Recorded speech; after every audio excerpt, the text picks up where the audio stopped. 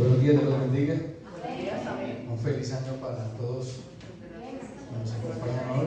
Un feliz año, no, un bendecido año. Un bendecido año donde estamos seguros en las manos del Señor, donde el mismo Dios de ayer, hoy y siempre será el mismo del 2020. Será un año de grandes retos, como hablamos en el sermón del día viernes. Retos, hacer cosas diferentes. Realmente yo sé que este año fue de aprendizaje, cometimos muchos errores, pecamos mucho, pero tuvimos una gracia suficiente que nos levantó, que nos levantará y nos sostendrá hasta el último día que estemos en la tierra. Esas son las promesas de Dios. Será un año en el cual veremos la misericordia, la gracia y el favor de Dios sobre su pueblo, donde sé que no faltará alimento en nuestra mesa, donde sé que su mano siempre será tendida para levantarnos, su amor para animarnos, su Espíritu Santo para consolarnos, para enseñarnos el camino que debemos andar. Será un año en el cual nuestro corazón se regocijará en su nombre y buscaremos su presencia aún en los momentos más difíciles, como cantábamos ahora. No solamente buscarte cuando haya aflicción, sino también cuando haya abundancia, cuando haya provisión, porque casi siempre buscamos a Dios de una manera supuestamente genuina cuando no hay comida, cuando no hay trabajo, cuando hay dificultad, pero cuando llega nos olvidamos de quién fue. A través de Andrés nos enseñaba hoy Dios, hemos olvidado nuestro primer amor. Podemos ser los mejores religiosos de la iglesia, podemos ser el mejor predicador, el mejor expositor de la palabra, pero si me he olvidado de ese primer amor, mi vida será vacía, sin sentido, sin rumbo, sin un rumbo claro y conciso y preciso, entendiendo el por qué hago las cosas y para qué las hago y para quién las hago. Continuamos hoy en Marcos. Hoy es el capítulo 6. Terminamos el capítulo 5, donde vimos grandes milagros, vimos la resurrección de la hija de Jairo, vimos la sanidad de la mujer de flujo de sangre. En el capítulo anterior vimos la liberación del endemoniado gadareno. Luego anterior vimos a Jesús calmando las tormentas. O sea, vimos el despliegue de poder total de Jesucristo. Ahora vamos a encontrar con una paradoja, con una antítesis de la fe, que es la incredulidad. Hoy veremos, el tema de hoy se llama una asombrosa incredulidad. En los capítulos anteriores vimos una asombrosa fe. Ahorita vamos a ver una asombrosa incredulidad. Y es un pecado que fácilmente nos envuelve. Créanme, hermanos, que es un pecado que fácilmente nos envuelve. Aún siendo creyentes es creer, somos incrédulos. El escritor de Hebreos en el capítulo 12 dice: por tanto, teniendo un derredor nuestro tan grande nube de testigos, despojémonos del peso y de todo pecado que nos asedia, y corramos con paciencia la carrera que tenemos por delante, puestos los ojos en Jesús, el autor y consumador de la fe. Pero ¿por qué dice el pecado que nos asedia? El pecado que más asedia al creyente es la incredulidad. Y la incredulidad produce efectos devastadores en la vida de un creyente y en la vida de todos aquellos que no son creyentes. Eso vamos a ver hoy. Una incredulidad asombrosa o una asombrosa incredulidad. Vamos a Marcos capítulo 6. Marcos capítulo 6. Jesús en Nazaret. Marcos 6. ¿Estamos allí?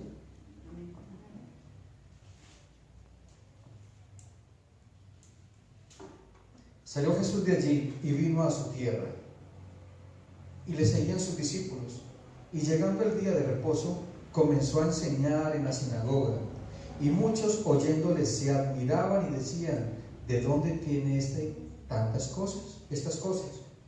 ¿Y qué sabiduría es esta que les dada? Y estos milagros que por sus manos son hechos. ¿No es este el carpintero, hijo de María, hermano de Jacobo, de José, de Judas y de Simón? ¿No están también aquí con nosotros sus hermanas? Y se escandalizaban de él. A Jesús les decía: No hay profeta sin honra, sino en su propia tierra, y entre sus parientes y en su casa. Y no pudo hacer allí ningún milagro, salvo que sanó a unos pocos enfermos, poniendo sobre ellos las manos, y estaba asombrado de la incredulidad de ellos, y recorría las aldeas de alrededor enseñando. Altísimo Dios, Padre eterno, en el nombre de Jesús nos presentamos delante de ti, en acción de gracias por un año que terminó y por un año que comienza. Padre, ponemos en tus manos este año. Enséñanos a contar de tal modo los días que hallemos contentamiento, regocijo y felicidad en tu nombre. Que sea un año lleno de gozo, de esperanza, de fortaleza. Será un año, Señor, en el cual tu misericordia resplandecerá como el sol de la mañana, porque serán nuevas cada día. Padre amado, pongo delante de ti tu palabra, que será expuesta hoy, será predicada, y te pido, Señor, que me ayudes en mi incredulidad y que ayudes en la incredulidad de mis hermanos. Que sea tu Espíritu Santo fortaleciendo nuestra fe, porque la fe viene por el oír la palabra de Dios, por oírla con fe. ¿Y cuál es la fe? La que confía, una fe que espera, una fe que obedece, una fe que se mantiene firme aún en medio de las dificultades más grandes. Padre, ayúdanos a tener un corazón sensible a tu voz, un corazón que se regocije, Señor, al escuchar que tú eres nuestro Dios, que tú eres nuestro Rey y que estás en control de todas circunstancias de nuestra vida. Bendito y alabado sea tu santo nombre, amado Señor Jesús. Espíritu Santo, convéncenos de justicia, de juicio y de pecado. Redarguye nuestros corazones, porque sabemos de que tu palabra es viva y eficaz, más cortante que una espada de dos filos, que penetra hasta lo más profundo de nuestra alma y discierna las intenciones y pensamientos de nuestro corazón. Padre, oro para que mis hermanos y mi corazón esté receptivo a tu voz y podamos discernir espiritualmente tu palabra y aplicarla a nuestras vidas.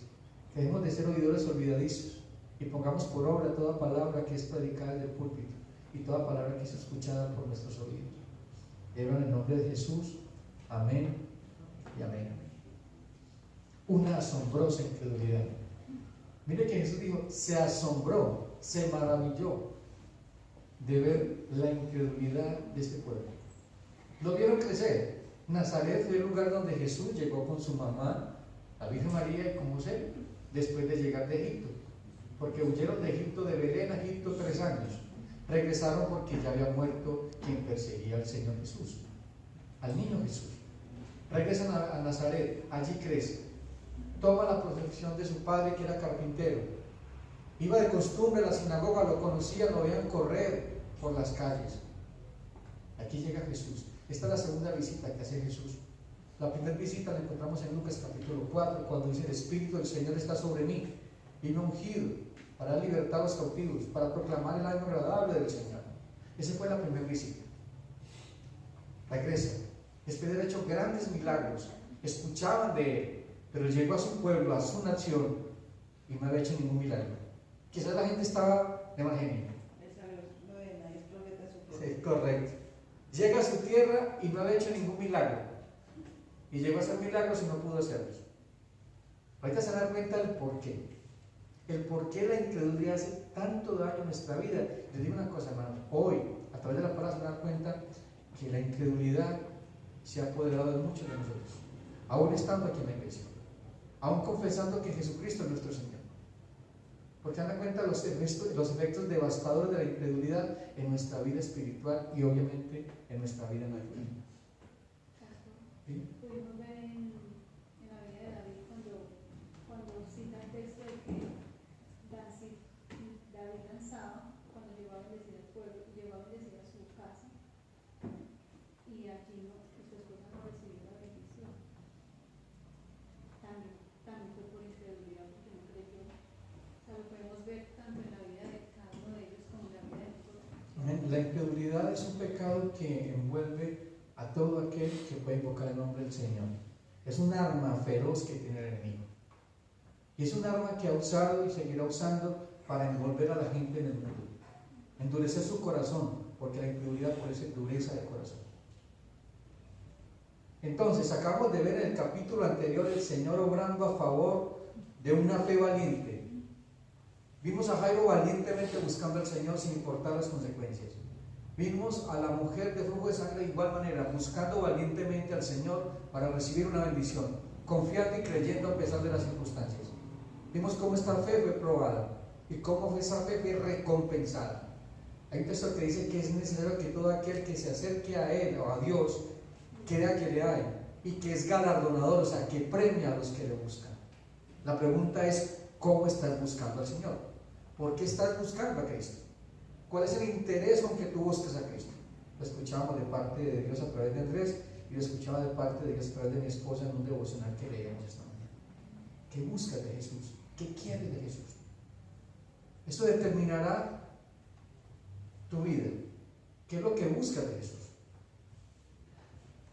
Los evangelios siempre van a guardar congruencia y veremos que el Señor tuvo dos momentos asombrosos en su ministerio. Él tuvo dos momentos que se asombró, que se maravilló. Uno, y se van a asombrar, uno de una fe asombrosa.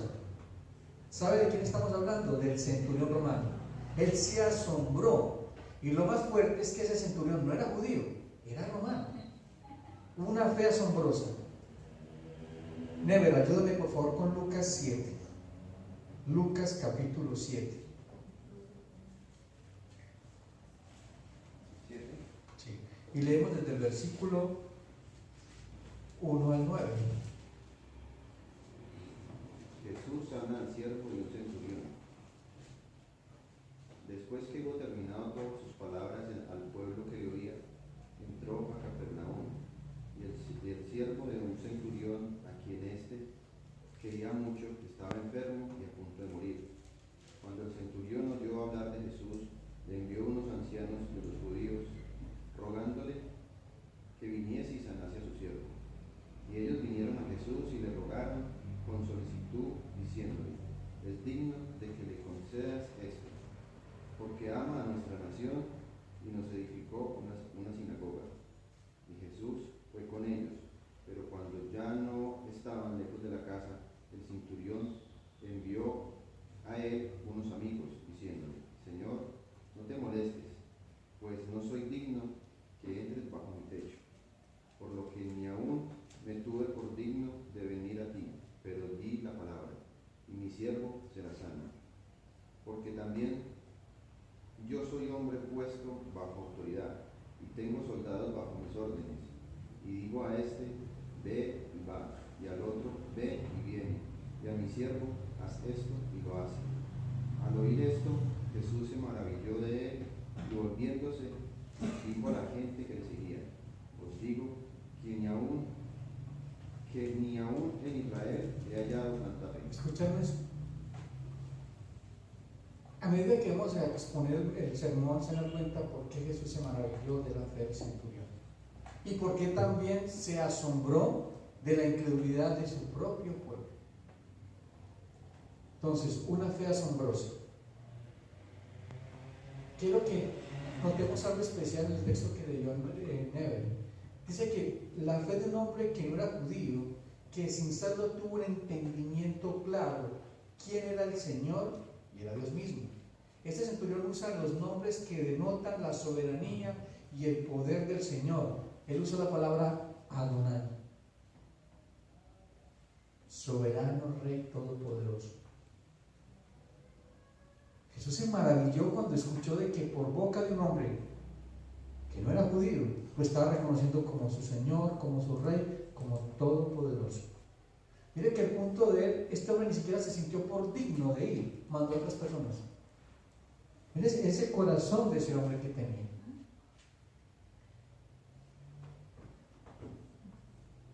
Entonces, segundo, una incredulidad asombrosa. Mire la antítesis.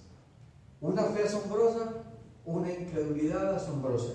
¿Y dónde fue la incredulidad asombrosa? En los suyos, en su propia familia, en aquellos que lo vieron crecer. ¿No les ha pasado? En su propia familia te crucifican, que tu propia familia no escucha la palabra del Señor y pone en tela de juicio tu salvación y pone en tela de juicio lo que Dios está haciendo a través de ti y en ti. Todos lo hemos vivido de una u otra manera. Aquí su pueblo lo trata de quién es este. Mire que ni siquiera le dicen O sea, se dan cuenta que fue un insulto lo que dieron a Jesús en la sinagoga. ¿Y quién es este? Es una manera despectiva e insultante. Y se dan cuenta ahora por qué. En Marcos 6:6 dice, y estaban asombrados, y él estaba asombrado de la incredulidad de ellos, y recorría las aldeas de alrededor enseñando. Pregunto, ¿esto desmotivó a Jesús? No. Él sigue haciendo su tarea, porque continuó su visión. Eso no iba a ser obstáculo para que él cumpliera el propósito y plan que Dios lo había llamado. ¿Cuántos de nosotros nos desmotivamos porque nuestra familia no se convierte? O porque nos critican o dicen que no somos cristianos. Porque en algún momento de nuestra vida, con nuestro testimonio, quizás fallamos. Y fallaremos. Porque no somos perfectos. El pecado mora en nosotros. Pero estamos luchando. Y Dios conoce el corazón de todos y cada uno de nosotros cómo luchamos vehementemente y ardientemente por vivir en santidad. Pero a veces no podemos. A veces no podemos. Siempre quieren mirar en nosotros perfección. Total perfección. Vernos sin pecado. Pero tengo una mala noticia. El que dice que no tiene pecado es mentiroso. Porque todos pecamos. Entonces ya no practicamos el pecado. Pero el pecado mora en nosotros. Y estamos luchando a muerte con él. Y hay momentos que perdemos la batalla. Hay momentos que el pecado mortifica nuestra vida. Pero el propósito es mortificar el pecado. Todos los días con el Espíritu. Vivir una vida espiritual. Pero qué difícil es. Porque nos cuesta morir. Pero necesitamos dejar a un lado el orgullo, la soberbia y la altivez y someternos a la cruz de Cristo. Y vivir en mansedumbre y humildad todos los días. Reconociendo de que somos pobres de espíritu. Y que necesitamos todos los días de un Salvador. Ella o él necesita de un Salvador. Todos necesitamos de gracia. Todos necesitamos de gracia. Todos los días. La incredulidad es una fuerza poderosa con efectos devastadores en este lado de la eternidad y en la eternidad pasada. Nos gusta mucho el texto Juan 3:16 y nos sabemos de memoria. Porque de tal manera amó a Dios al mundo que ha dado su único Hijo para que todo aquel que en él crea no se pierda, mas tenga vida eterna. Pero mira lo que dice en el capítulo 18, versículo 18. El que en él cree no es condenado, pero el que no cree ya ha sido condenado, porque no ha creído en el nombre del unigénito Hijo de Dios. Esa palabra condenación está hablando de condenación presente y futura. No hay esperanza para aquel que no cree en el nombre del Señor Jesucristo. Y esa palabra creer, ¿qué involucra? Ahorita se dan cuenta qué es creer. Y les garantizo que ese concepto que tenemos nosotros de creer o de fe va a ser derrumbado por la palabra del Señor. Y se dan cuenta por qué nosotros desconfiamos tanto de Dios. ¿Por qué confiamos tanto en nosotros? ¿Por qué dependemos tanto de nosotros o de otros y no del Señor, que es Rey soberano y que nos da todo lo que necesitamos cuando Él quiere y como Él quiere? En Hebreos 3:12, mira lo que dice el escritor de Hebreos. Mirad, hermanos, que no haya ninguno de vosotros corazón malo de incredulidad para apartarse del Dios vivo. La incredulidad te hace apartar de Dios. Quizás no te vayas de la iglesia. Quizás no dejes de leer la Biblia. Quizás no dejes de orar. Pero sí te apartas del Dios vivo. Te apartas de una relación personal con Jesucristo. Porque es un texto que todo lo que no proviene de fe es pecado. Y Dios conoce cómo me acerco yo a la iglesia. Dios conoce cómo me acerco yo a leer la Biblia. Dios conoce cómo me acerco yo a orar, a adorar su nombre. Él lo conoce. Él no podemos tener apariencia de piedad, pero estamos engañando a la gente y engañándonos a nosotros mismos. ¿Qué es incredulidad? ¿Qué es incredulidad? Falta de fe y de confianza en Dios que reta, mira lo que hace la incredulidad, reta su fidelidad que se expresa en desobediencia y rebeldía. El hombre incrédulo es desobediente y rebelde. Está retando la fidelidad de Dios. Y eso pasó con el pueblo de Israel en las aguas de Meriba. Y que fue parte del texto que leemos en Hebreos. Este pueblo siempre anda vagando en su corazón y no han conocido mis caminos. Por tanto, juré mi ira, no entrarán en mi reposo. Descanso. El reposo para nosotros como cristianos es Cristo. Para el pueblo de Israel fue la tierra prometida. ¿Quieres tener descanso? Cree en el Señor. Confía en el Señor, honra al Señor, confía de que Él es Dios, pero no confiamos en Dios. ¿Por qué no confiamos en Dios? Porque confiamos más en nosotros mismos, confiamos más en un sistema, confiamos más en un trabajo, confiamos más en las personas, y no estamos confiando en el que debemos confiar, y hacemos a Dios indigno de confianza, infiel. Estamos insultando en la misma cara de Dios cada vez que hay incredulidad. Por eso el escritor de Hebreos dice que nos despojemos de todo peso y del pecado que tan fácil nos envuelve y corramos pacientemente la carrera. Sin fe es imposible correr esa carrera. Una fe genuina, y esa fe va a tener que ser probada, y Dios te va a llevar a la prueba, porque la fe es necesaria que sea probada. No sé en qué desierto estás o en qué desierto entrarás, pero una cosa sí es segura, que Dios estará en control y que necesitamos tener fe, porque sin fe es imposible agradarle a Dios. La incredulidad es el motivo básico del pecado, dando como resultado desobediencia del hombre a la palabra de Dios.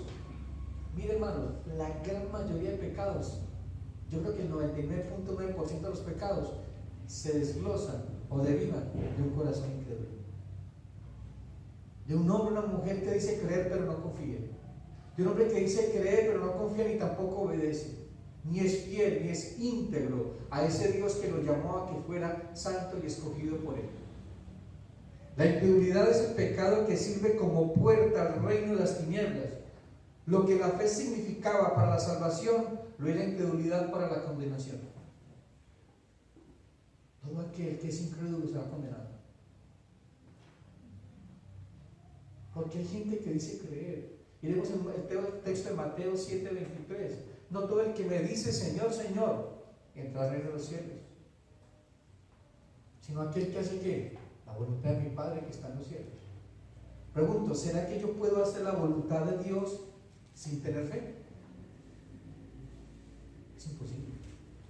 Es imposible. Y ruego hoy a Dios que el Espíritu Santo realmente nos convenza hoy de este pecado de incredulidad, y podamos empezar un 2020 hombres y mujeres creyendo, confiando y obedeciendo al Señor, firmes a pesar de que no hay un solo peso en el bolsillo, de que no hay trabajo, de que la situación económica está difícil, de que hay enfermedad, de que hay pruebas. Pero una cosa es clara: aunque ande en valle de sombras y muerte, no temeré, porque tú estarás conmigo. ¿Tenía fe David o no tenía fe? Tenía fe hasta la muerte, porque sabe que Jehová es mi pastor, nada me faltará. Así es, así es. Entonces, amados hermanos, es necesario que prestemos atención, porque está hablando el Espíritu de Dios. Es necesario que pongamos todos nosotros atención cómo estamos creyendo, en quién estamos creyendo y por qué estamos creyendo. ¿Cuál es la motivación? Como hablábamos al principio del servicio con la reflexión, ¿cuál es la motivación por la que yo busco al Señor? La iglesia de Éfeso era la iglesia más grande de Asia Menor. Era una iglesia que te era, si no, mira, yo quisiera estar en esa iglesia. Yo me imagino ese pastor cuando él está leyendo esa carta, hasta que lee: pero tengo contra ti, has perdido tu primer amor. Pues había perdido la fe absoluta en aquel que lo había llamado, en aquel que lo ha escogido para servir, en aquel que ha dado sabiduría, entendimiento y discernimiento de su palabra para pastorear la iglesia. Se había olvidado de aquel que es el autor y consumador de la fe, nuestro Señor Jesucristo. Podemos tener ministerio sin el Señor del ministerio. Lo leímos en Mateo 7:21 al 23. Hombres que decían que predicaban, sanaban y echaban fuera demonios, pero el Señor dijo: nunca os conocí, apartados de sí de maldad, o hacedores de maldad. Eran hombres con ministerio, pero sin el Señor del ministerio. Eran hombres que tenían, que decían y profesaban que era el Señor su rey, pero no era su rey. Ellos tenían a Dios como su súbdito. Ellos creían que el Señor los conocía, pero no los conocía. Qué triste pensar ser lo que uno no es ser. Y lo más fuerte de ese texto es que dice que en aquel día, ¿cuál día? El día del Señor. O sea, no hay nada que hacer. Oh, gran sorpresa, estar delante del trono del Señor y decirle: usted aquí no puede entrar, ¿Qué vas para? Cuando ya sabemos. Aterrador. Uy, qué fuerte eso. No os engañéis a vosotros mismos. La religión o la religiosidad es experta en engañarte. Es experta en engañarte, decir que crees que eres lo que realmente no eres. La incredulidad se encuentra solamente donde la fe no existe. Donde la fe esté completa y sea perfecta, no podrá haber incredulidad. Les leo de nuevo. La incredulidad se encuentra solamente donde la fe no existe. Donde la fe esté y esté completa, sea perfecta, no podrá haber incredulidad. ¿Y qué es una fe perfecta y completa? Es que tú entiendas y reconozcas de que estás completo en Cristo. Que el Señor es totalmente suficiente y que su palabra es inmutable y que Él es soberano y que gobierna sobre toda la creación y que es nuestro Dios, que es nuestro Señor, que en Él siempre habrá lo que necesitamos, no lo que queremos. En Él siempre habrá contentamiento, en Él siempre habrá contentamiento. Lo estudiamos el día viernes. Era el gozo y la alegría de saber que somos pobres de espíritu. Que todo empieza por entender de que somos pobres de espíritu. Que todo empieza a entender de que para poder ser felices, verdaderamente felices, tengo que entrar al reino de los cielos. Porque todo aquel que está fuera del reino de los cielos es un incrédulo, ¿o no? El que está fuera del reino de los cielos es un incrédulo. Porque ¿cómo va a entrar a un lugar donde no cree? ¿Cómo va a pertenecer a un reino donde no se somete a ese rey? A sus leyes, a sus palabras, a su dirección. ¿Cómo va a ser? No tiene lógica. Fue por la desobediencia de un hombre que el pecado entró al mundo. ¿Se acuerda cuando Adán y Eva? Lo primero que hizo Satanás fue poner en duda la palabra del Señor, o sea, no creer en lo que Dios le había dicho. El Señor dijo, ciertamente morirás si comieres del fruto del conocimiento del bien y el mal. O sea, se lo ratificó, pero no creyó. Creyó más en las palabras del enemigo. Y el enemigo siempre te va a desanimar en creer en la palabra del Señor. Porque como siempre, nuestra fe está fundamentada en lo que vemos, no en lo que creemos. Para poder ver tienes que creer. Nosotros queremos ver y después creer. Somos como Tomás. Tomás era un incrédulo. Pero a pesar de eso el Señor le amaba. Porque su fe tiene que ser perfeccionada. Y tiene que ser perfeccionada con el fuego. Todos y cada uno de nosotros tenemos una medida de fe. Y esa medida de fe fue dada por Dios porque la fe es un don de Dios. Y esa fe tiene que crecer y debe ser ejercitada y debe ser probada. Este hecho de desobediencia se muestra también cuando Eva cambió su fe en Dios por la fe de ¿quién? De Satanás. O crees en Dios o crees en Satanás. No hay puntos intermedios. O le crees a Dios o le crees al diablo. De ti depende. Tú eres libre para decidir en quién crees. Porque estás conociendo al Rey, Señor y Salvador. Te ha libertado de la cautividad del pecado. Tienes una vida nueva en Cristo. Tú eliges.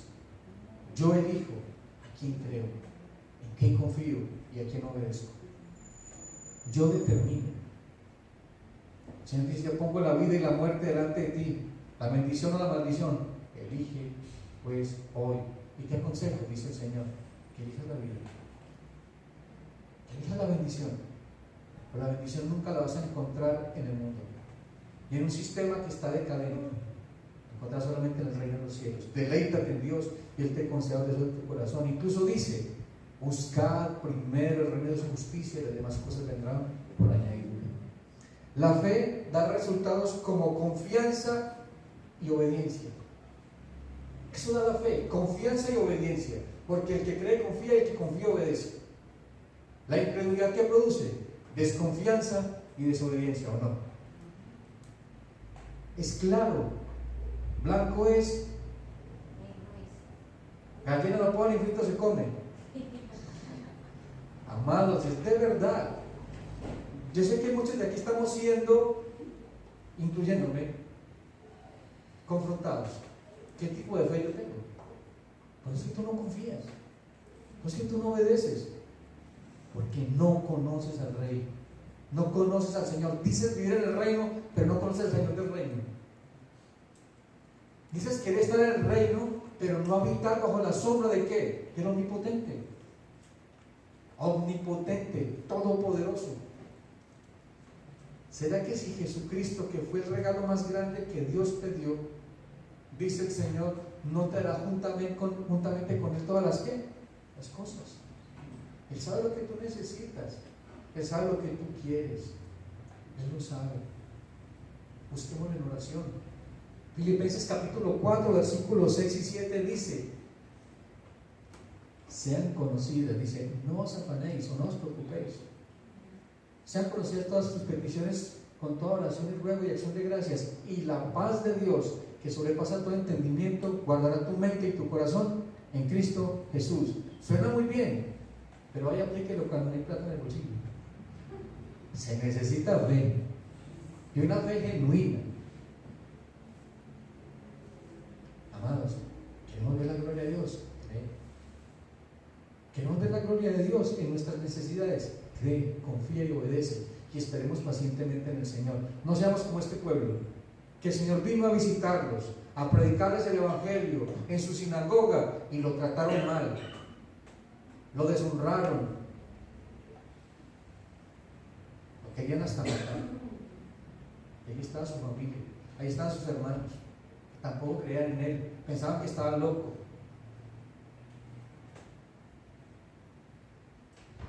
En Hebreos 12, que leemos ahora, podemos ver una exhortación a la fe, confianza y dependencia del Señor.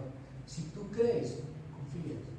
Y si confías, dependes de Dios, no de las circunstancias. Pero siempre estamos mirando las circunstancias. Estamos viendo las cosas a nuestro alrededor, no el Señor que está en control de las cosas. ¿Se acuerdan de Elías? Dios le dice que si fuera un arroyo, y que Dios le enviaría cuervos para alimentarlo. Eso es una fe loca, ¿cierto? Pero era loco, Elías era un loco por la fe, en confiar en el Señor, y esperó todos los días, que todos los días llegaban cuervos a traerle pan y carne. Yo me imagino a Elías viendo llegar los cuervos allá. Mire, Dios tiene control de la naturaleza, de su creación, para alimentar a sus hijos. Somos sus hijos. Escuchen lo que digo, no somos bastardos. Somos hijos. Tenemos un Padre, y ese Padre nos ama, y nos ha amado con amor eterno, con un amor total y soberano. Dios entregó todo por ti, porque no eres capaz de entregar todo por Dios. Despójate de toda incredulidad, de toda amargura, de todo dolor, de toda desconfianza, porque se dan cuenta que la incredulidad produce amargura, la incredulidad produce descontento, la incredulidad produce falta de contentamiento en Dios y en su provisión y en su dirección. No creer en Dios es el fundamento de todos los demás pecados. Einer, por favor, Tito 1, 15 al 16.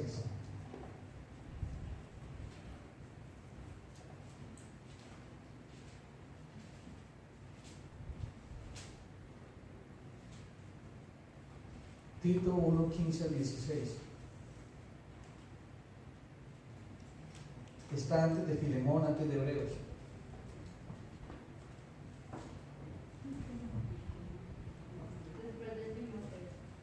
Antes de Timoteo, después de Timoteo.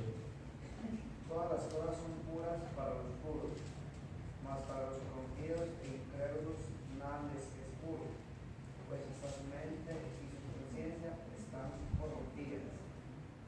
Profesan conocer a Dios, pero con los hechos lo niegan, siendo abominables y rebeldes, reprobados en cuanto a toda la buena obra. ¿Escucharon eso? Leo de nuevo.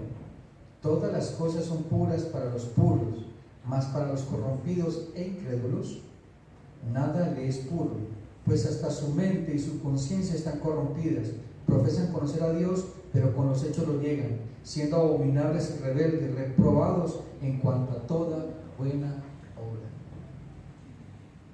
Todos los pecados vienen por no creer en las promesas de Dios. Y eso es lo que va a atacar el enemigo. Lo sigue haciendo, lo hizo con Eva, con que Dios te ha dicho. ¿Cuántas veces has escuchado con que Dios te ha dicho que va a arreglar tu matrimonio? Que va a sanar tu cuerpo, que va a cambiar tu circunstancia. Y hemos escuchado muchas veces esas voces. Muchos quizás estamos como Jairo, cuando Jairo iba buscando la bendición para su hija y llegaron: no moleste más al maestro, que su hija se murió, ya no moleste más. ¿Qué dijo el Señor? Cree solamente, confía en mí, depende de mí, que yo resucitaré a tu hija. ¿Qué hubiese pasado con Jairo si dice: bueno, ya, vámonos? ¿Cuánto nos ha pasado eso? Que van hacia la bendición y a mitad del camino llega el mensajero del mal, los mensajeros de la incredulidad, y cambias tu actitud frente a Dios y te llenas de amargura y descontento, y das un paso atrás y vuelves de nuevo a tu circunstancia. Muchas veces hemos hecho eso. Todas las sensaciones de pecado que experimentan nuestros corazones son por no creer en la sobreabundante voluntad y poder de Dios para orar por nosotros en cada situación de la vida. Les leo de nuevo. Todas las sensaciones de pecados que experimentan nuestros corazones son por no creer en la sobreabundante voluntad y poder de Dios para orar por nosotros en cada situación de la vida. Nos encanta ese texto. Si Dios es por nosotros, ¿quién contra nosotros? Y eso lo decimos a la gente, pero créanlo cuando le toque a usted. El día de la quema es que se ve el humo. Es fácil predicarle a otros. Predícate a ti mismo. Cuando te predicas a ti mismo, estás matando la carne y vivificando el espíritu. Cuando te sometes a la palabra del Señor, estás matando tus pasiones, emociones, sentimientos, argumentos, autosuficiencia, autodependencia, y estás dependiendo total y absolutamente de Dios.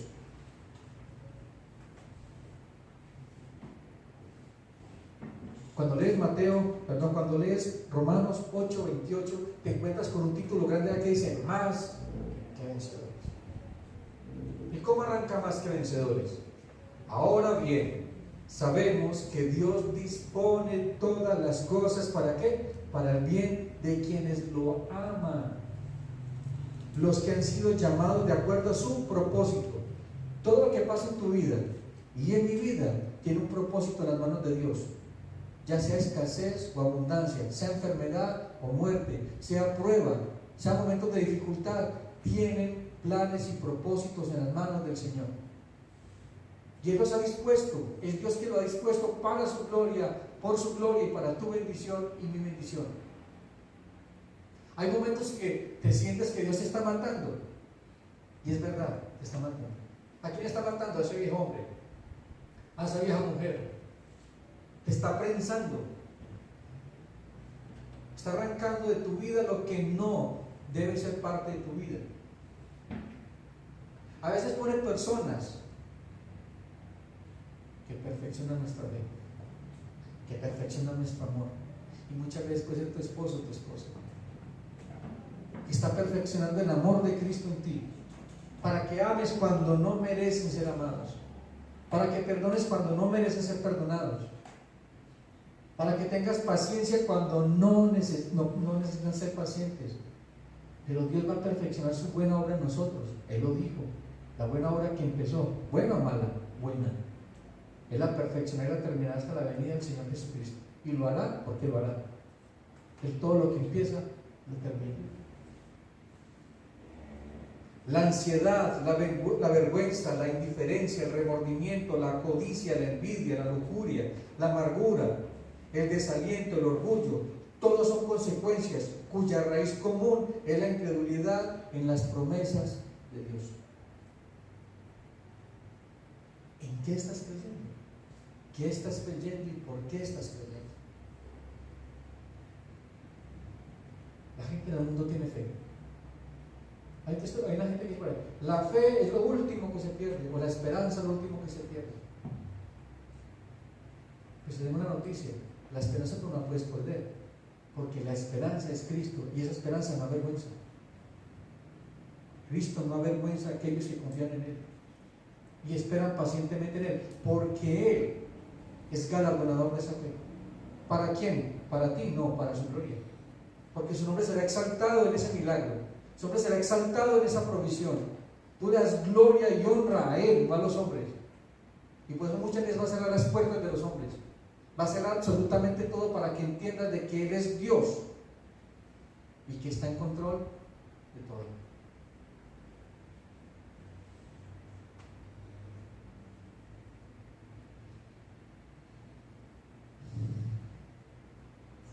Más que vencedores. ¿Quién de aquí no quiere ser más que vencedor? Todos. Necesitamos tener fe. Si quieres ser más que un vencedor, necesitas fe. Pero una fe que vence la dificultad. Una fe que honra al Señor.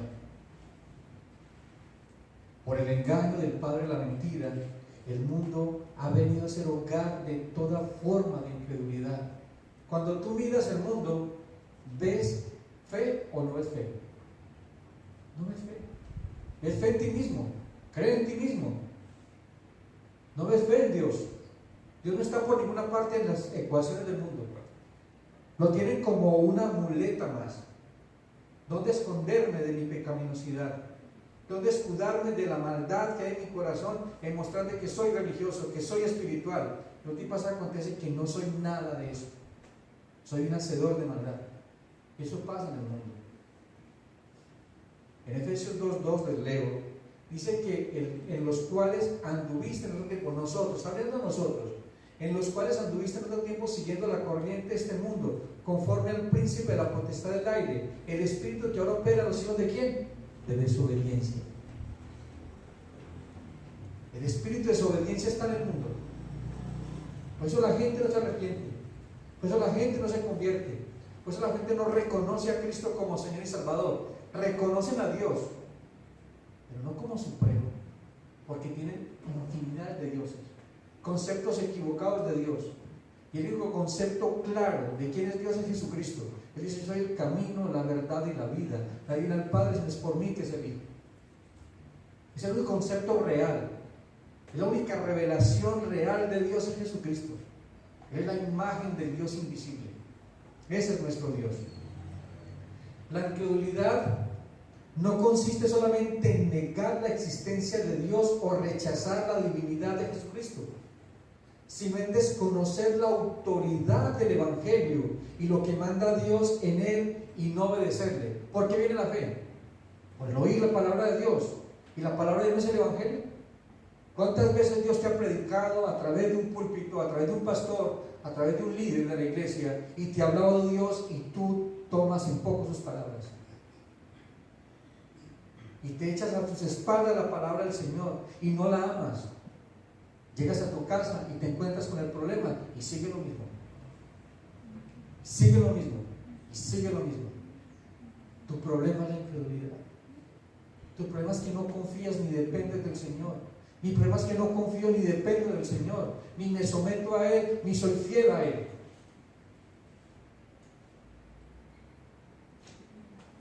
Les voy a desglosar la palabra no creer o incredulidad. No creer, según la etimología de la palabra hebrea creer, es no decir amén. ¿Escucharon eso? No creer en la etimología hebrea de la palabra hebrea es no decir amén. Vamos a cambiar el concepto de decir amén cuando estemos en la iglesia, porque nos estamos echando la soga al cuello. Miren lo que dice. Es no decir amén a Dios. Es rechazar la relación que quiere Dios establecer y mantener con el hombre. Cada vez que Dios una palabra de fe, de confianza, de revelación de Dios, ¿cómo decimos? Amén. ¿Cierto que sí? Y entonces, ¿por qué no nos sometemos a ese pacto hecho a través de Jesucristo y que Dios dijo que iba a proveer con Cristo todas las cosas, y decimos amén, y cuando llega el momento de la prueba ya no es amén? Ya nos olvidamos de que dijimos amén. El verdadero significado de amén. Amén es una palabra poderosa que proviene de la raíz hebrea que está relacionada con la palabra emuná. que significa fe. La palabra emuná significa fe. ¿Y qué significa emuná? Lealtad, fidelidad o firmeza en la verdad de Dios. ¿Escucharon eso? Lealtad. Somos desleales. Cuando tú no crees en el Señor, cuando tú no confías en Él, eres desleal. Estás teniendo intimidad con diferentes dioses. Porque cuando tú no crees en Dios, debes creer en algo, ¿cierto que sí? O en alguien. Y si no es Dios, lo siento, está siendo idólatra. La incredulidad también es idolatría. ¿Qué pasó a Israel? ¿Y te das cuenta de lo que pasó con Israel? ¿Y cuáles fueron las consecuencias de esa incredulidad? Entonces, la palabra emuná significa lealtad, fidelidad o firmeza en la verdad de Dios. La emuná es una convicción innata, es pues la certeza y la confianza en lo que no se ve. ¿Cierto que sí? Así es Hebreos. La emuná es una convicción innata, una percepción de la verdad que trasciende la razón. La fe en Jesucristo no tiene razón, pero sí entendimiento espiritual de quién es Dios. Cuando tú empiezas a razonar, miren Elías, usted se imagina a Elías razonando diciendo, ¿cómo que unos pueblos van a traer comida? Es ilógico. Según la lógica del hombre es ilógico. Según la lógica del hombre es imposible que se abriera el mar rojo. Y Dios se lo dijo a Moisés, extiende tu báculo, extiende tu vara y el mar se abrirá. ¿Y qué hizo Moisés? Yo no creo. No, firmemente extendió su báculo y el mar se abrió. ¿Sí ven lo que me estoy refiriendo? Nos vivimos cuestionando. Todos los días cuestionamos la fe, cuestionamos a Dios. Tratamos de razonar con Dios. Es imposible que una mente finita pueda razonar con algo infinito. Debemos creer, confiar y obedecer. Y no se trata de una fe ciega. Se trata de una fe basada en Jesucristo, su palabra, y el cumplimiento de su palabra, y la fidelidad de Él. Dios no es hombre para mentir, ni hijo de hombre para arrepentirse. Él es Dios. Él es Dios. La palabra no es un simple sí o no. Todo el mundo cree que amén es sí o no. No usemos la palabra amén para eso. Cuando una persona dice amén, escuchen esto, se compromete conscientemente a estar en pacto, juicio y fe con Dios. A decir, esa palabra que usted dijo, yo la creo y me someto a ella. Y entonces, como usted creyó y se sometió a ella y no la cumplió, ¿qué pasó? Venga para que llegue. Juicio, disciplina, porque dijiste amén.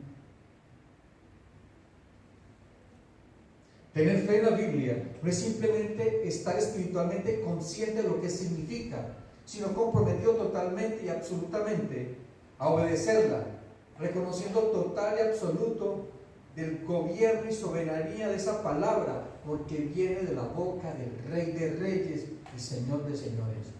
Dios mandó a la existencia y las cosas fueron hechas. Dios dijo, hágase la luz, y la luz fue hecha. Dios dijo y crea. Por el poder de su palabra ha sostenido el universo y todas las cosas visibles e invisibles. ¿Será que cuando Dios da una palabra, debes confiar y creer en Él? Y espera pacientemente en Él, pero tiene que ser en mi tiempo, como yo quiero, cuando yo quiero. Andamos en berrinche.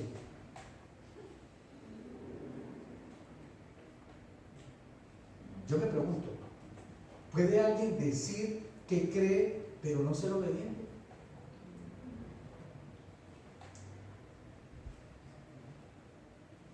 O bien decir de que tiene fe, pero no tiene confianza en el Dios que es fiel. ¿Por qué dices que crees en Dios y no confías en Él? ¿Por qué dices que crees en Dios y no esperas en Él? Es una condición interna, la palabra fe, es una condición interna dada por Dios a todo aquel que cree en su nombre. La fe es un don de Dios, trasciende la razón, pero puede crecer en base del conocimiento y entendimiento de la palabra. La única manera que esa fe crece es conocimiento y entendimiento de la palabra de Dios. ¿Lees la Biblia? Claro que sí, pastor, yo me la leí 2 veces este año. ¿Creyó alguna palabra de ella? ¿Se sometió a alguna palabra de ella? ¿Confió en alguna palabra de ella? Perdió el tiempo. Porque fuiste un oidor olvidadizo. Y vinieron las pruebas, las dificultades, y la pérdida fue grande.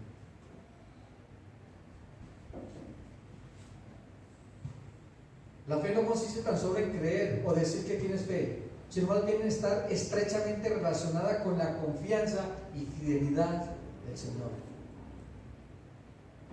Eso fue lo que pudo ver el centurión romano. Por eso dijo, al oír esto Jesús se maravilló de él, volviéndose y dijo a la gente que le seguía, os digo que ni aún en Israel he hallado tanta fe.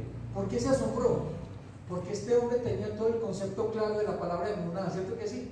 Confió, fue fiel, esperó, se sometió. ¿Y qué pasó? ¿Vio el milagro o no lo vio? Vio el milagro. Dio gloria a Dios. Consecuencias de la incredulidad. Un corazón dividido. Cuando tú eres incrédulo, tu corazón está dividido. La incredulidad en la vida del cristiano adopta otra forma, no menos culpable, porque la incredulidad del mundo rechaza a Cristo, rechaza todo lo que tiene que ver con Cristo, pero hay incredulidad en la vida del pueblo de Dios. Dice, la incredulidad en la vida del cristiano adopta otra forma, no menos culpable. Pactar con otros dioses. Cada vez que tú desconfías de las palabras de Dios, ¿estás confiando en quién? Cuando tú confías en ti mismo, como Dios, ¿a quién estás confiando?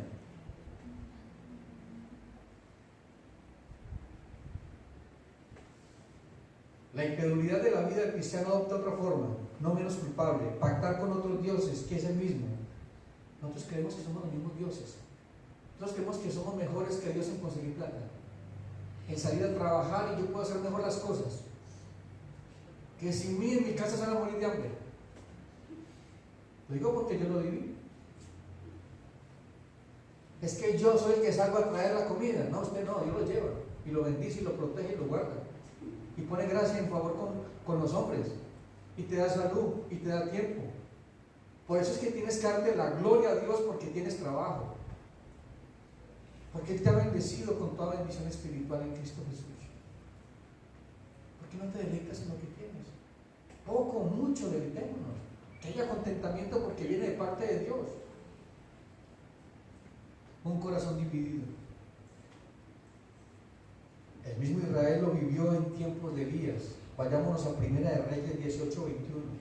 Aquí está el famoso profeta Elías, profeta de fuego, confrontando a Israel, a Acab y a Jezabel, en el monte Carmelo.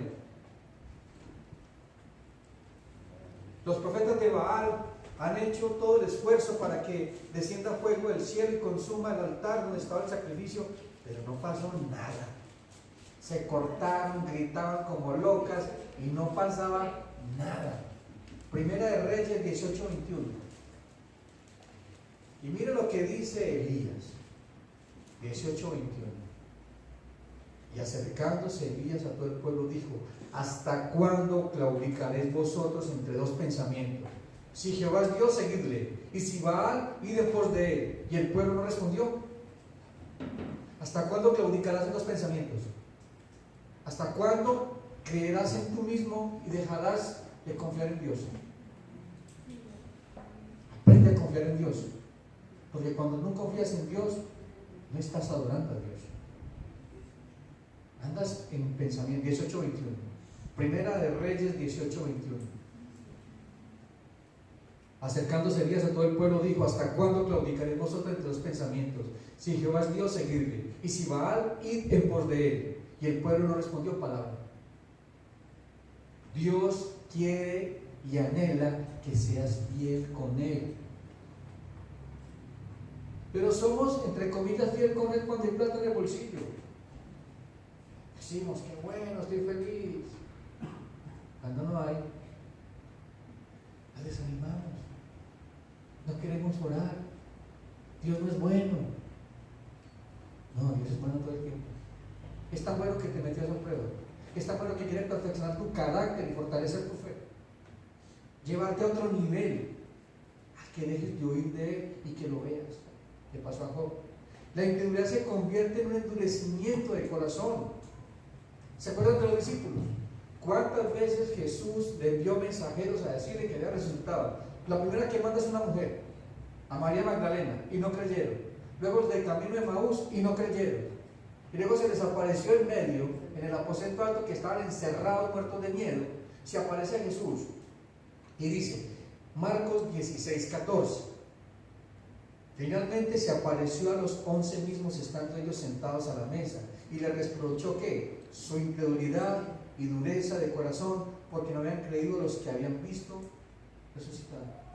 La incredulidad produce dureza de corazón. Entonces un hombre incrédulo es un hombre insensible a las cosas de Dios, es rebelde a las cosas de Dios, no confía en Dios. Pregunto, ¿cómo será la vida de ese creyente?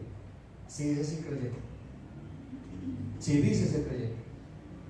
Pastor, es muy fácil decir, yo este año me quiero deleitar en Dios. Pero ¿qué significa deleitarse en Dios? Significa deleitarme en todo lo que llegue cada día en mi vida, como llegue. No deleitarme en Dios es decir, este año voy a ir todos los días a la iglesia, o me voy a sentar 12 horas a leer la Biblia, no, porque Dios está en todas partes y Dios nos dio una vida para vivirla, y es allí donde tenemos que entender y discernir que las bendiciones que tenemos o no tenemos son dadas o no por Dios, y tenemos que deleitarnos en cada una de ellas. La incredulidad surgió con el mal cuando el hombre cambió la fe por sus razonamientos. ¿Qué fue lo que hizo Eva? Razonó. Automáticamente llegó la incredulidad. No busquen, leo Romanos 1:21. Pues habiendo conocido a Dios, no le glorificaron como Dios, ni le dieron gracias, sino que se envanecieron en sus propios razonamientos, y su necio corazón fue entenebrecido. Cuando razonas, no crees en tus propios argumentos, pero cuando tú razonas en la palabra del Señor, la disciernes, la meditas, crees en ella, te apropias de ella, la entiendes, tu fe cambia, porque conoces a Dios. No en tus razonamientos, es una revelación espiritual de parte de Dios por medio del Espíritu Santo. Tus conceptos no son los conceptos de Dios, tus ideas no son las ideas de Dios, mis pensamientos son tus pensamientos y mis caminos tus caminos, dice el Señor. Son más altos, más profundos. La incredulidad se origina en las personas cuando creemos de que Dios es hombre como nosotros, o sea que cuando lo reducimos a nuestra humanidad. ¿Cuántos de nosotros hemos pensado que Dios es como nosotros? Hasta lo rechazamos. Eso fue lo que vieron los habitantes de Nazaret. Dijeron, ¿no es este el carpintero, hijo de María, hermano de Jacobo, de José, de Judas y de Simón? ¿No está también aquí con nosotros sus hermanas? Y se escandalizaban de él. Se escandalizaban de Jesús. Los enemigos del Señor no podían negar la realidad de sus milagros, así que por su incredulidad y dureza de corazón negaron que la fuente divina de su poder era Dios, y dijeron que era poder de Belcebú. Lo tenemos en Marcos 3:22. Ellos no podían negar los milagros, eran reales, pero decían, no, era por el príncipe de los demonios Belcebú que usted lo hace. Ahora, la familia, ¿qué decía la familia de Jesús? Está loco. Marcos 3:21, dicen, vinieron de su casa a llevarlo porque no estaba en sí, o sea, estaba loco. Imagínense toda la oposición que tenía el Señor Jesucristo. Y llega ahora a su pueblo, donde lo vieron crecer, y dicen, ¿quién es este? Hijo de María. Le dijeron un tremendo insulto. Cuando dijeron a Jesús, miren lo que dice la Biblia. Entonces, aquí tenemos que entender y tener claro que el viaje a Nazaret no era un viaje de familia, era parte de su ministerio. Pregunto, ¿qué creen que le estaba enseñando Jesús a los discípulos? Porque yo solamente con los discípulos, no eran multitudes, no había gente siguiendo, eran los discípulos que estaban allí. Les estaba enseñando que en su propia casa los iban a rechazar, que en su propia casa los iba a desanimar, pero que Él estaba en control y que tenían que cumplir la misión a pesar de. y que tenían que predicar la palabra y que Dios se encargaría de esa palabra predicada. Porque para Nazaret fue juicio, no fue bendición, no hubo milagros, hubo juicio. Porque cada vez que tú predicas la palabra del Señor y hay oídos necios o rebeldes a esa palabra, pasan dos cosas: o se arrepiente o se endurece el corazón y viene un juicio.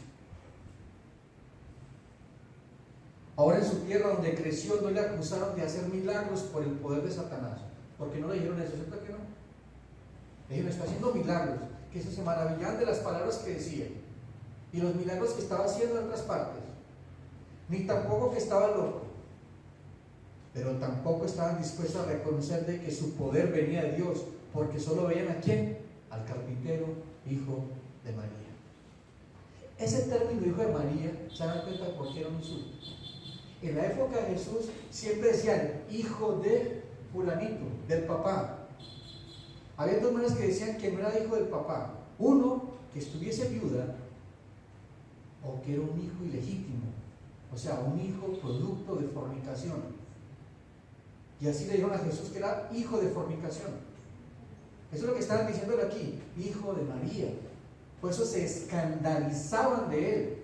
¿No es este un bastardo o un hijo de fornicación? ¿Qué viene a decirnos esto aquí? ¿Cuántas veces has mirado tu pasado? En tu casa. No ven la nueva obra que Dios está haciendo en ti y en mí. Y a veces somos parte de ese grupo que juzgamos y enrostramos el pasado, lo que éramos, no lo que somos. El término hijo de María era un insulto, sugería este término como el del hijo ilegítimo. Juan 8:41, no lo busquen, les leo: vosotros hacéis las obras de vuestro padre. Entonces le dijeron: nosotros no somos nacidos de fornicación, un padre tenemos que es Dios, decían los fariseos. Pues que él era un hijo de fornicación. Les recuerdo que la Virgen María estaba desposada con José. La palabra desposar no era casarse, estaban en noviados. Y a los 6 meses la Virgen María resultó embarazada. Y dice que José trató de dejarla secretamente para no ofenderla. ¿Me hago entender? O sea que cuando María se casó tenía 6 meses de embarazo. Por eso le dijeron eso. El enemigo de nuestras almas ha venido usando en este tiempo una de las armas más poderosas de su arsenal: desconfiar de las promesas de Dios. Acompáñenme a Timoteo, 1 Timoteo 6:10. Sofía, 1 Timoteo 6:10.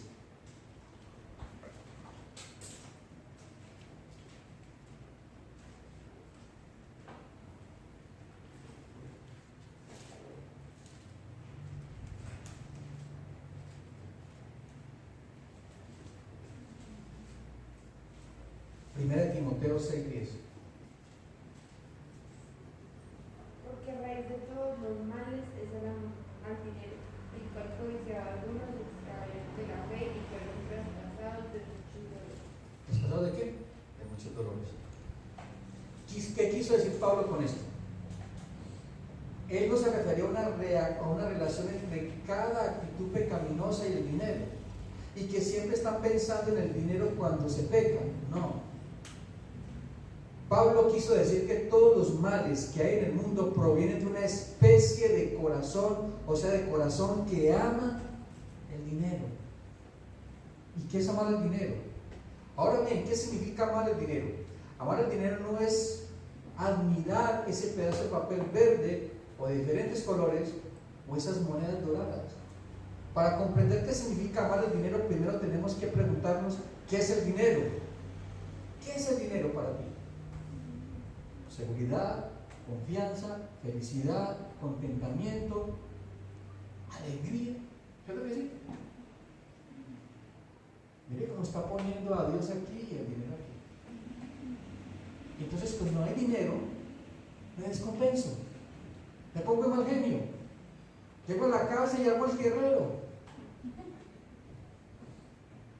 Habla Jehová.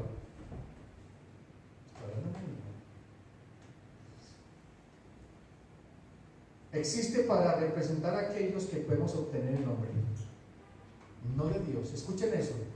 El dinero es necesario en la vida, pero no puede reemplazar a Dios, a su provisión, a su dependencia, a su poder, a lo que es Dios. La raíz de todos los males es el amor al dinero. Todos los sedientos venid a las aguas, y los que no tenéis dinero, venid y comprad y comed. Isaías 55:1. Tú no necesitas de dinero para estar feliz, tú necesitas a Dios para estar feliz. Para que haya contentamiento necesitas tener el Señor Todopoderoso que provee todo lo que tú necesitas, no la plata que tú necesitas, porque te garantizo que te entrega la que necesitas y quieres más. Esto no me alcanzó, porque como estaba el bolsillo lleno, gasté a manos llenas. El dinero es la divisa de los recursos humanos. Tu recurso tiene que ser Dios, no el dinero. Tu felicidad no puede depender del dinero. De modo que el corazón que ama el dinero cifra sus esperanzas, busca sus placeres y deposita su confianza en lo que puede ofrecerle los recursos humanos.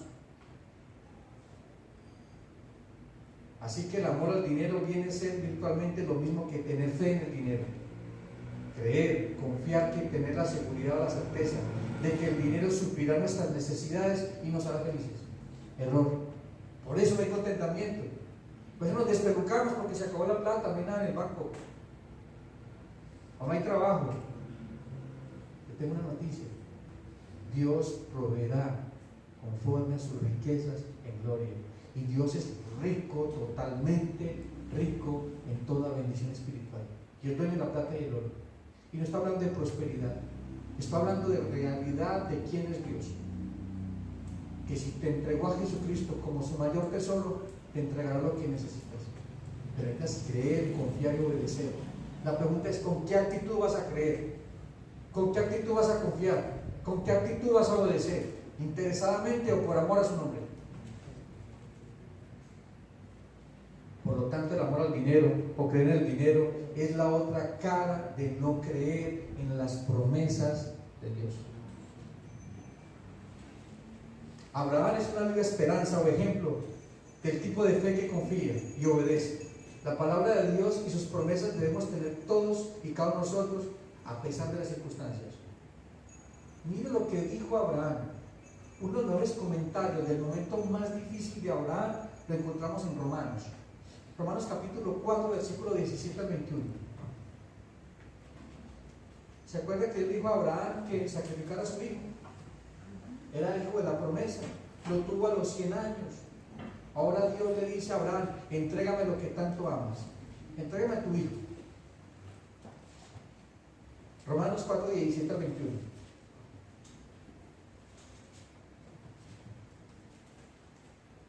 El título de ese Romanos 4:13 dice: las promesas realizadas mediante la fe. ¿Qué dijo? La promesa realizada mediante la fe.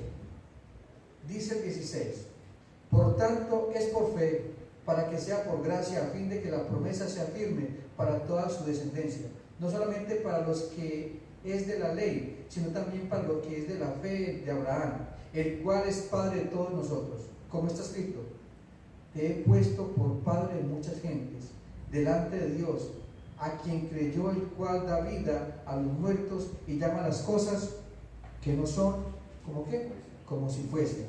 Él creyó en esperanza contra esperanza, para llegar a ser padre de muchas gentes, conforme a lo que se le había dicho: así será tu descendencia. Y no se debilitó en la fe al considerar su cuerpo, que estaba ¿qué? Ya como muerto, siendo de casi 100 años, y la esterilidad de la matriz de Sara.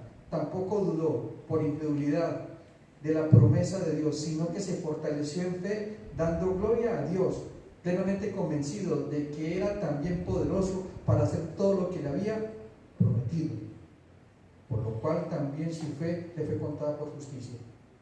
Qué tremenda fe de este hombre, pero tremenda fe. Creyó esperanza contra esperanza. Tenía 100 años, no podía tener relaciones sexuales con su esposa. Su esposa era estéril. Dios le dio una promesa y él creyó, porque Dios le dijo: yo lo haré. Y si Dios lo dijo, creamos. Si Él dijo que estaría contigo hasta el final de los tiempos, créelo. No desconfíes de Él porque estás insultando a Dios como insultó el pueblo de Nazaret a Jesucristo. Dijo que era un bastardo, que era un hijo de fornicación. Confiar en las promesas de Dios es la manera fundamental en la que se puede glorificar conscientemente a Dios. Cuando usted cree en una promesa de Dios, honra el poder de Dios para hacer lo que prometió, y honra su buena voluntad para hacer lo que prometió, y honra su sabiduría para hacer que cumplirá, y lo cumplirá. La incredulidad se opone a lo sobrenatural. Marcos 6:5. Y no pudo hacer allí ningún milagro, salvo que sanó unos pocos enfermos poniendo sobre ellos las manos. No había motivos para hacer milagros allí, ¿cierto que no? ¿Qué sentido tendría hacer milagros allí? Si el nombre del Señor iba a ser glorificado. Y si lo hacía, se convertiría como un acto de magia, porque no había fe. No había motivos para hacer allí milagros, pues el propósito de sus milagros era dar testimonio de la verdad y revelarse como Señor y Salvador. Eso eran los milagros, era un medio de gracia para mostrar de que Él era el Rey y Señor. Por eso cuando tú estás buscando un milagro, estás buscando la razón equivocada del Señor. Busca primero el reino y su justicia, no las añadiduras. Pero siempre estamos buscando las añadiduras. Ponemos nuestra fe en las añadiduras y nos deleitamos en las añadiduras. Y cuando no hay añadiduras, lloramos como unas locas. Llora como una loca cuando la presencia del Señor está en tu vida. Cuando el Señor esté dispuesto para ti, pero siempre está dispuesto. Acerquémonos pues confiadamente al trono de la gracia para recibir pronto y oportuno socorro. El hecho de que el Señor no pudo hacer milagros debido a su incredulidad no significa que la incredulidad detiene el poder de Dios. ¿Lo creen o no lo creen? ¿Será que la incredulidad detiene el poder de Dios? No. Jesús hizo milagros sin que esa gente tuviera fe. Jesús hizo milagros a gente que ni siquiera sabía quién era Él. Otra de las cosas que el Señor enseñó y propuso fue eliminar toda conclusión falsa de que el Señor dependía de la fe de otros para hacer milagros. Él con frecuencia curaba a gente que no expresaba fe en Él. Lucas 17, 15 al 18.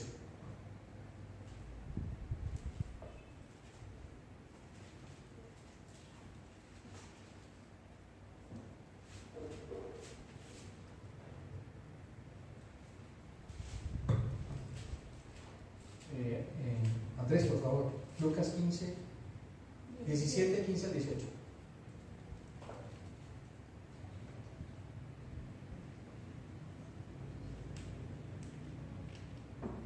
Cuando uno de ellos vio que había sanado, regresó a donde estaba Jesús, dando gritos de alabanza a Dios.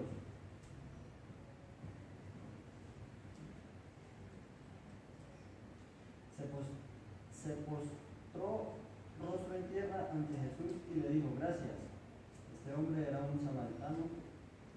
Jesús respondió: 10 hombres fueron sanados. ¿Dónde están los otros 9? Ninguno regresó a darle gracias a Dios, sino este extranjero. ¿Escucharon eso? Ese hombre tenía fe, no iba con los 10. Uno de ellos dijo: Señor, ten misericordia de nosotros. ¿Y qué dijo Jesús? Vaya y muéstrese al sacerdote. No les dijo más nada. Y se fueron. Y cuando iban de camino, fueron limpios. Y solamente uno se devolvió a darle gloria a Dios. Y no era judío, era extranjero, era samaritano. Juan 15, 13. ¿Alguien?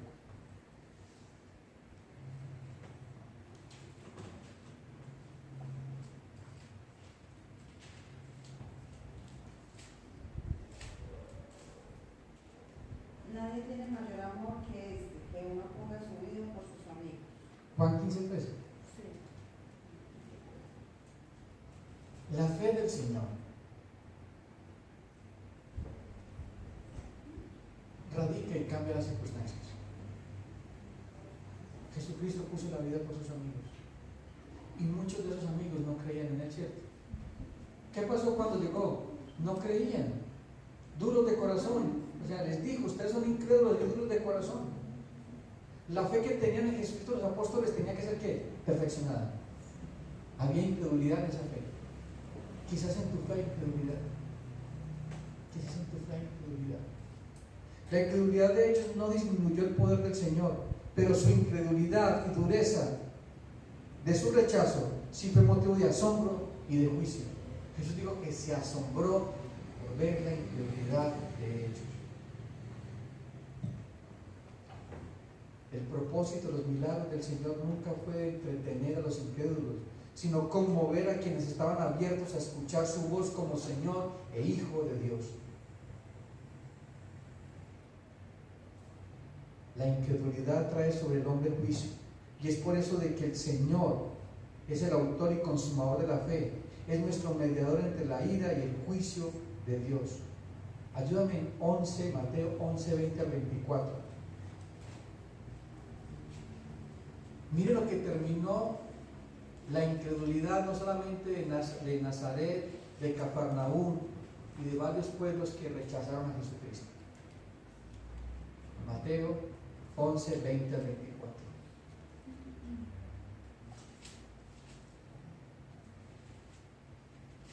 Entonces comenzó a reconvenir a las ciudades a las cuales había hecho muchos de sus milagros, porque no se habían arrepentido, diciendo: ay de ti, Corazín, ay de ti, Betsaida, porque si en Tiro y en Sidón se hubieran hecho los milagros que han sido hechos entre vosotros, tiempo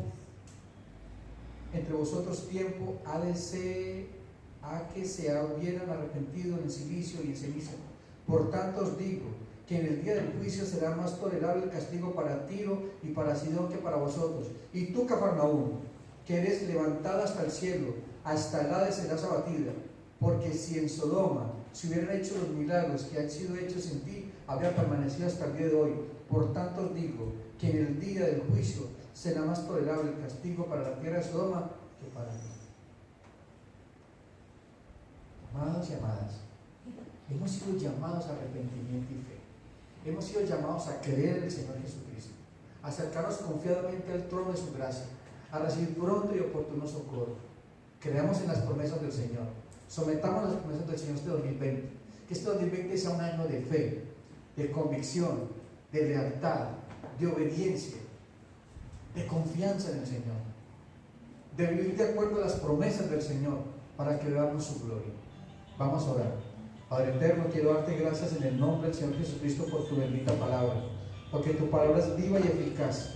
Ayúdanos, Señor Jesús, a permanecer firmes, a confiar y a esperar pacientemente en ti.